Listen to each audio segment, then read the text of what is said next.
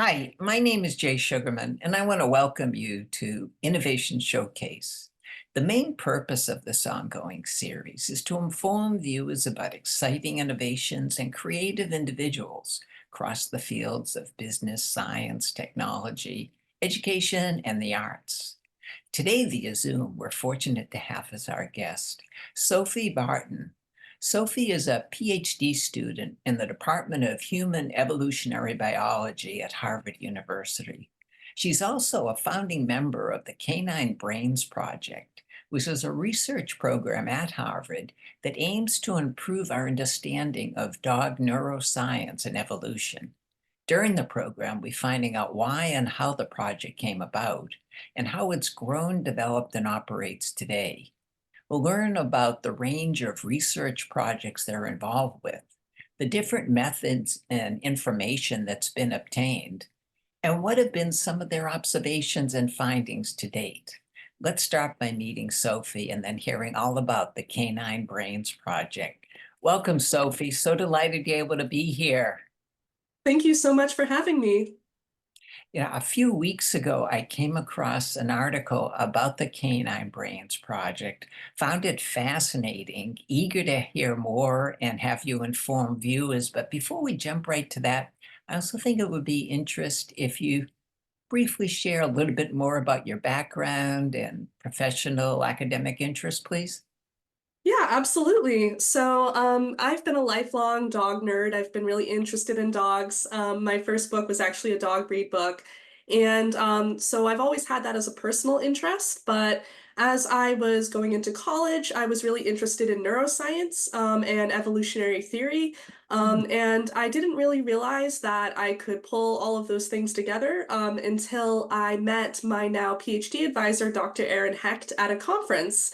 And I was doing my degree in psychology with a neuroscience emphasis at the time. I was also majoring in linguistics, but I was really interested in doing a PhD that was neuroscience based. And my now advisor was giving a presentation about her preliminary results finding differences in the brain across different dog breeds bred for different behaviors. And I thought that was amazing because I had always been interested in dogs, always been interested in neuroscience, and I never realized that this was something that people were interested in from an academic perspective. And so I begged to work with her. She was very nice, let me work with her. And so we started the project around 2018 is when it started. And I've been working with Dr. Erin Hecht ever since. And now my PhD topic is in evolutionary neuroscience, and I'm hoping to use dogs to help us better understand how the brain works and how it's evolved. Terrific, terrific. From 2018, how has the program, the project grown and developed? Yeah, so it's grown a lot since 2018. Back in 2018, the project was actually based out of Georgia State University, and because that's where we were at the time.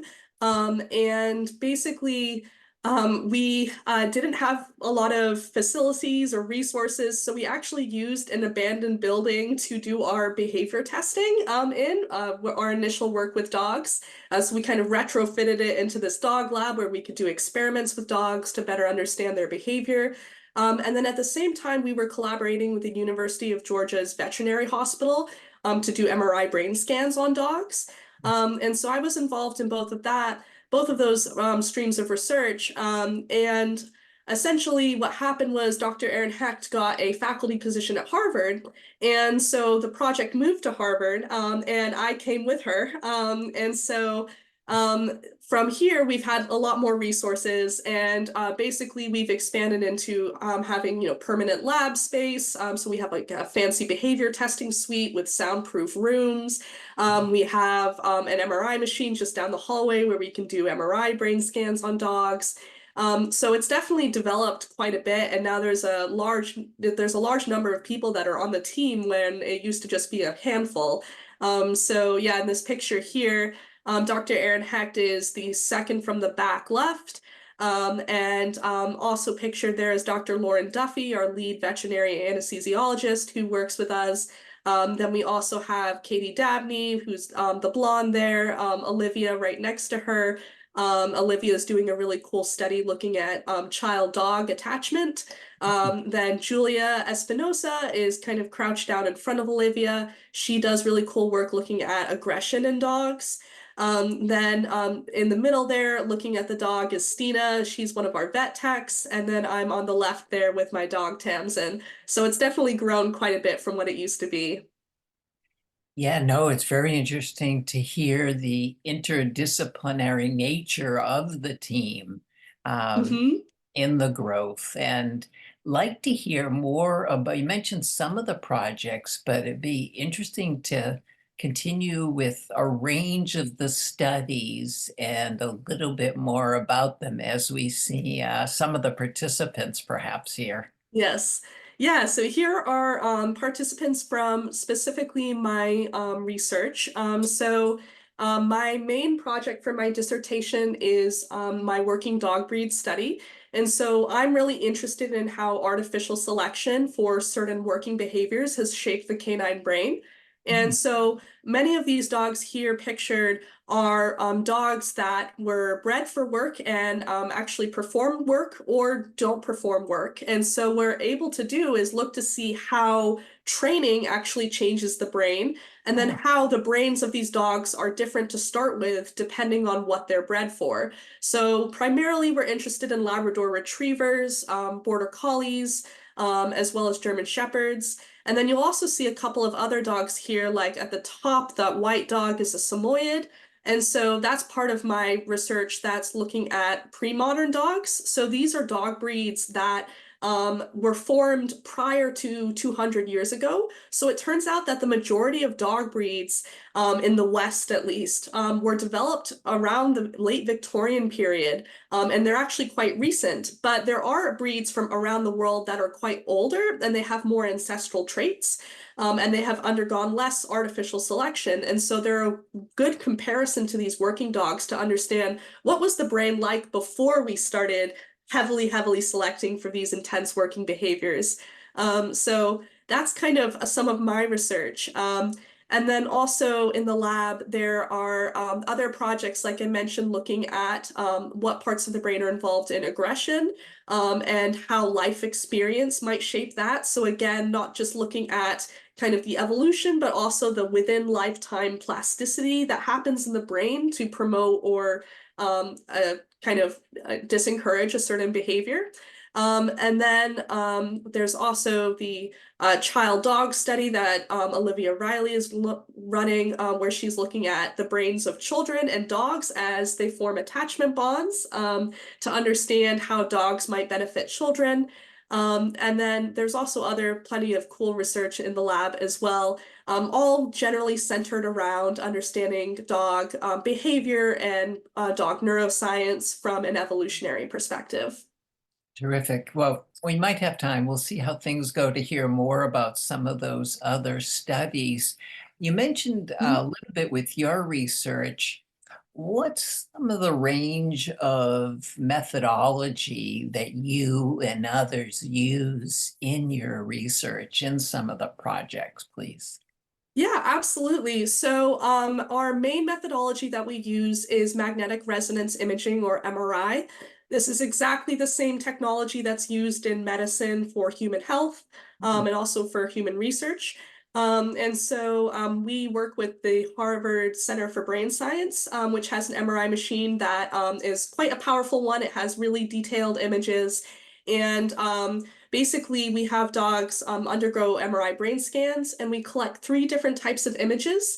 The first type is structural MRI. So that lets you look at the entire volume of the brain, how big different regions are. And then the second type is diffusion tensor imaging, and that essentially lets you look at the connections between different parts of the brain. And map those out. And then the last type is resting state functional MRI. And that lets you look at what the brain is doing while it's at rest. So you're actually able to detect blood flow in the brain, and the brain sends more blood to areas that are active. And so that lets you see, oh, okay, the brain is really investing in this particular region at the moment. And that can tell you a little bit about what the dog's brain does in regular everyday life, even though they're asleep during the scan. And so those are the three main methodologies that we use. We also do behavioral research, and for that, we are essentially having dogs come into our lab for in-lab behavior testing, and it takes place inside the soundproof room, so dogs aren't disturbed by anything that's going on outside, and they're totally focused on the experiment. And it's a small little room that we work in, but we can do a lot of cool things where we can test a dog's problem-solving abilities. We can test how a dog does spatial navigation, how a dog might react to being separated and then reunited with their owner. So that's a measure of attachment that we can do. And then also we just give them fun puzzles and things to play with. And so we get this really fun data set. We have record these videos of these dogs doing all these different behaviors. And then we have a team of usually undergraduate students who actually analyze these videos for us in standardized ways. And so that allows us to then pull information from the videos and then run statistics and find results. And so those are the main methodologies that we use. And also I should mention we do surveys as well. For people that are unable to come to our lab, we have these really detailed surveys that give us a lot of information about dog life history and behavior. And the more surveys we have, the better, because that will allow us to kind of get a broader understanding of the dog population outside of the dogs that we're actually able to study in the lab. So those are our main methods. And I'm sure there are some good treats involved as well. Yes, yes, there are lots of treats. Yes, dogs definitely leave the lab with a full stomach afterwards. Wonderful, wonderful. And I think if I read correctly, there's a somewhat related complementary course at Harvard that undergraduates can take and participate in. Yes, exactly. Yeah. So the class is called Dogs, Behavior, Evolution, and Domestication. And this is a course that I co-designed with my advisor, Dr. Aaron Hecht. So basically, we were thinking about what sort of class would we both have liked to have taken while we were undergrads, and this was kind of our dream class.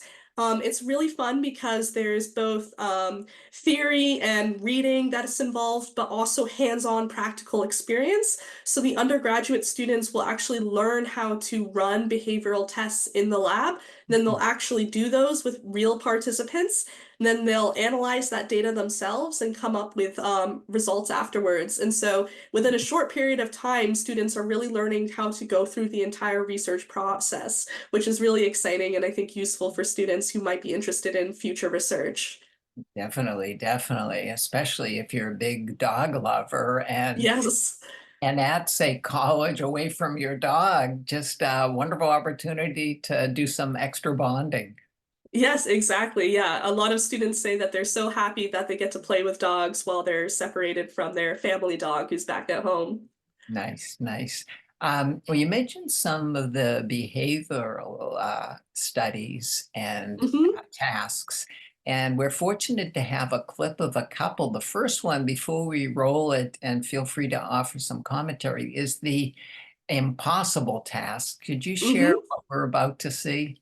Yeah, what we're about to see is this really simple task that it was not invented by our project. It's actually a task that is done in dog labs all around the world. But our particular version involves a wooden board with a lid of a jar that's attached to it. And then we have the jar. And essentially, what we're trying to do is give the dog the opportunity to get a treat off of the jar lid. And then over increasing trials, it becomes a little bit more difficult for the dog to access the treat. They'll have to knock over the jar with their nose. And then eventually it becomes impossible where we screw on the jar. And what we're really looking for is to see, does the dog try to continue to solve the problem by themselves, or do they look for human help? And if they look for human help, are they looking at their owner or are they looking at the experimenter? So this can give us a lot of rich information about how dogs approach problems in the world and how they interact with humans in order to solve problems that they might encounter. Terrific. Well, as I said, we're fortunate to have a clip, and as we roll it in, feel free to offer any commentary. Yeah, so this dog actually in this clip is my dog Tamsin, and this is Katie Dabney, who's being the experimenter, and I'm being the owner seated in the chair. And so right here, Tamsin gets that initial treat off the board, so she learns that she can do that. And now Katie is going to gently put over the jar so that if she pushes it like she just did, she can get the treat. And some dogs struggle with this, others don't. It really depends on the dog. But she has no problem doing this, probably because she's done this many times before. And so essentially this happens a couple of times, and then finally it'll be made impossible. And we'll see in a second what it looks like when she is unable to get the treat by herself. So that's the one where she is still able to, and I think right about now is when she's gonna be given the impossible version. Uh-huh.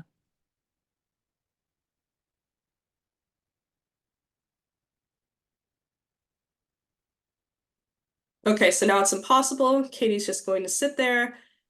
And you can see that her first look is at the experimenter. Yeah. She's kind of interested in seeing if she can help, but my dog is quite a persistent dog and very Yeah. independent minded, so she kind of works on it by herself.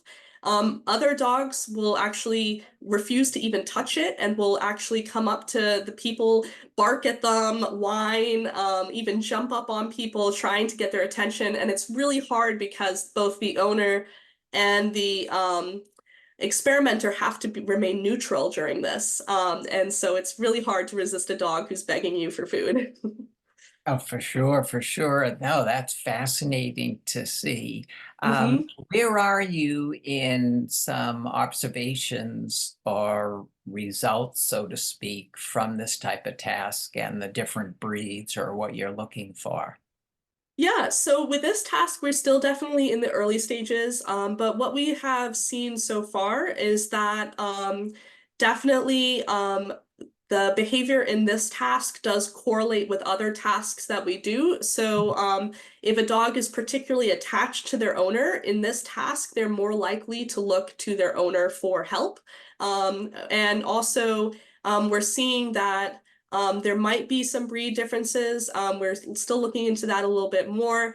But dogs that were originally bred for more independent sort of work, like for instance, like a beagle, tend to be more independent when problem solving, and dogs that were bred for cooperative work, like border collies who have to work with a handler to herd, they tend to be more human oriented in this task. Mhm. Nice, nice. Another behavioral task we're gonna look at a little clip shortly is the detours task. hmm Before we run that, can you share, please, what is going to be involved here? Yeah, so in the detour task, what we're looking at is how dogs navigate a spatial problem, which is here a gate that's in the shape of a V. And so what we're interested in is a couple of things. What will happen is a treat will be placed behind the V detour, and the dog has to go around it to get it. And essentially what we're testing is the dog's inhibitory control. So is the dog able to understand that they need to go around the device to get the treats and not just through the fence? Another thing that we're looking at is side preference for navigating around the detour. It turns out that dogs have a really strong side preference when it comes to solving spatial tasks, which is something that we're interested in. And then we're also looking to see basically how quickly they can do this, whether they look to people for help before they solve the problem, things like that. And so here, this is a Portuguese water dog who is about to do the task with me. Okay, let's run the clip and feel free to add any observations or commentary. Yeah. So the owner kind of holds the dog in this pink square in the middle, and I show the dog that I have the treat and then put the treat behind the VD tour. Then I move out the way, and then the dog can be released. And so this dog figures it out, no problem, and had a right side preference for then. I think that in this particular experiment, we had multiple more rounds where the dog continued to go to the right. So that was interesting. But some dogs are really confused by this task and actually will look to people for help, or they might kind of get stuck at the front, which is really interesting because from a human perspective, it doesn't seem very hard. But from a dog perspective, it's actually quite a difficult challenge. Well, that treat definitely seemed to be very appealing for this dog Yes. indeed. Yes.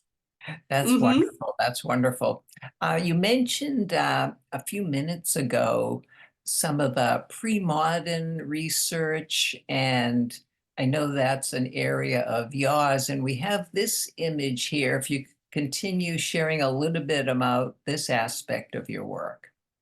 Absolutely. So this is some recent research that is not yet published, but has been in the results stage, and we're going to publish soon on this. And essentially, what we're looking at here is the dog brain, and in yellow are regions that are expanded in modern dog breeds. Like I said, these dogs that emerged very recently and have undergone a lot of artificial selection. And so in the dog, all of these yellow parts that you're seeing are part of the cortex, which is the wrinkly part of the brain. And the cortex is behind all of the higher level functions that we think of brains doing, like thinking, planning, memory, senses, processing senses, things like that.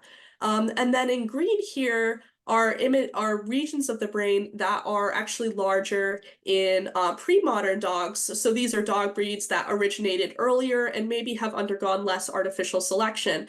And so these regions tend to be subcortical, so not in the cortex, including the amygdala, which is pointed at the bottom there on the right, as well as parts of the cerebellum. And this is really interesting to us because what this suggests is that at least in the Western world, in recent history, we have been selecting dogs to have larger cortices, which is quite remarkable given that domesticated animals normally have smaller brain sizes and therefore smaller cortices than their wild ancestors. But we're actually seeing a trend back towards larger brains in breeds like Border Collies, Labrador Retrievers, etc. And I think really interestingly here, the amygdala finding kind of shows that what these pre-modern dogs are relying on are these emotional centers of their brain, probably because these dogs have to work a little bit more independently to people and they have to regulate their own behavior in the context of the environment properly. And so for them, that seems to be an important region. Whereas for modern dogs who have all of their needs basically given to them, maybe they don't need to be as good at discerning what's dangerous in the world and what's not. And so they have smaller amygdalae. That's just a working theory behind all of this. But this is really cool research because it shows that basically throughout different periods of selection, we've been selecting different parts of the brain for dogs to increase or decrease in size. Fascinating, fascinating indeed. In the few minutes we have left, be interested to hear maybe some of the findings of some of the other research. I know one thing that sounds very appealing is the project on child dog attachment, because I know having therapy dogs in schools or in other settings is a big topic. A few words Mhm. about what's come out of that so far? Yeah, so unfortunately that study is definitely in the early stages still, so there are no results yet.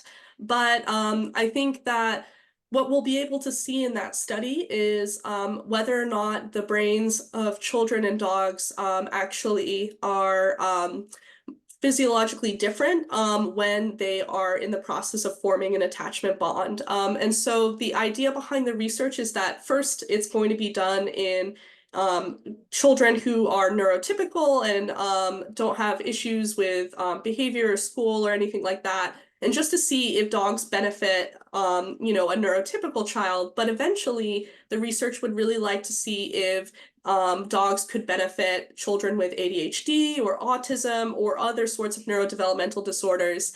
And so this is also hopes to kind of disentangle whether it's the attachment bond per se between the child and the dog that's helpful, or is it just any old dog that will make a child happier? And so in the experiment, what they'll do is they'll actually be testing children in an attachment behavior testing paradigm with both their regular dog that they have at home as well as a stranger dog, which will allow us to disentangle that. And so it's really cool research. My colleague, Dr. Olivia Riley, is running it, and she's definitely looking for more participants if anyone has a child and a dog and they'd like to take part. Nice, nice, nice. In the couple of minutes we have left, what are some of the other current or upcoming plans for the lab? Yeah, so essentially, the lab is still continuing to grow as we're starting to publish neuroimaging research. One thing that we would like to do is to not look at dogs at a single time point, but actually track their brains and see how they change over time, Hmm. either through development or in response to training. And so we're hoping to do some longitudinal studies in the future, which will be really cool. Um, and then also the lab is hoping to expand a little bit into wild canid species that might give us some clues about the deeper evolutionary history of dogs. And we are currently collaborating with people to look at fox brains. And so that's really exciting. And there's actually this experiment in Russia that's gone on for like 50 plus years called the Russian Fox Farm Experiment. And in that, we're looking to see what actually has changed in the brain of those foxes that have undergone artificial selection. So that's really cool as well. But definitely more longitudinal studies. And yeah, hopefully we'll be able to glean more and more information about dogs and kind of come up with like this really wonderful research program. Terrific, terrific. Well, definitely lots of growth and development since 2018. Yes. Really appreciate you taking the time to give us an overview and share some of the research. In closing, how can viewers and others who are interested find out more and possibly get in touch with you or others at the lab? Yeah, absolutely. So our website is caninebrains.org. So if you go to that website, that will give you all the information about all of our studies, FAQs about what participating in research would entail, and things like that. We also have some social media presence. So we are on Instagram at canine_brains. There you can also learn about our research and see pictures and videos of our recent participants, which is always really cute. And yeah, those are basically the main methods to get in contact with us. You can also reach out to us directly via email. So basically, I guess our email address that you could reach out to would be the hectlab at fas.harvard.edu. And yeah, just visit our website and you can keep up with what we're doing. Terrific, terrific. Well, I learned a lot and still a lot more to learn from the website. So look forward to revisiting myself. Well, as I said, we're running out of time. Want to thank you again, Sophie. Continued success with your research, with all the endeavors of the lab, and look forward to following upcoming procedures. Wonderful. Thank you so much for having me. This was really fun. Also want to thank those of you watching for joining us and hope you'll be able to tune in next time.